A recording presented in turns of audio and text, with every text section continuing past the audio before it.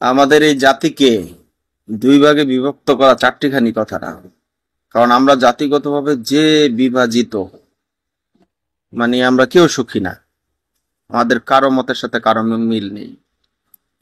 মনে করেন অমুক পীরের দল বলে অমুক পীর অবৈধ, আর একজন বলে না ওইটা কাফের, একজন বলে অমুকের হাদিস জাল, আরেকজন বলে না এটা ঠিক আছে। নানান ভেদাভেদ আমাদের মধ্যে, ঠিক আছে। শুধু কি ইসলামিক ভেদাভেদ, সামাজিক ভেদাভেদও আছে। চৌধুরীরা বড় না সৈয়দরা বড়, সৈয়দরা বড় না চৌধুরীরা বড়, ঠিক আছে। তালুকদাররা বড় না শিকদাররা বড়, এই নিয়েও অনেক কিছু হয়। আবার বরিশালেরা খারাপ, নোয়াখালীরা খারাপ, অন্য জেলা ভালো, মানে নানান অবস্থা, ঠিক আছে। বিবাহিত অবিবাহিত যারা, তারা বলে কবে আইবো আমার পালারে। বিয়ের পরে আবার এই মানুষটাই আবার বলে কিভাবে আমার ঘাড়ে আইলো এই জ্বালারে। মানে এই অশান্তি আর অশান্তি।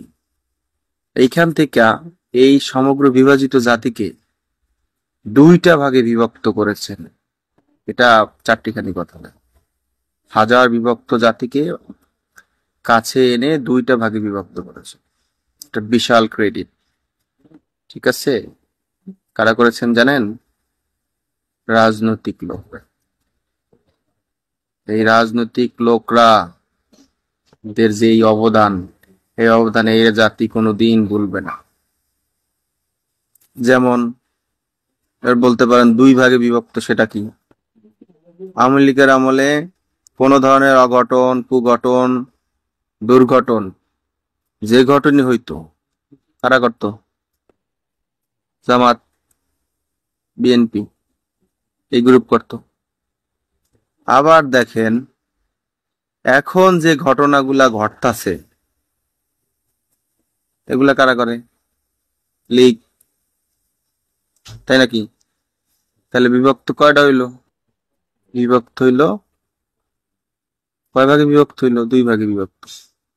জাতি এখন দুই ভাগে বিভক্ত। এক ভাগ হচ্ছে লীগ, আর এক ভাগ হচ্ছে জামাত বিএনপি। এটা একটা বিশাল ক্রেডিট না?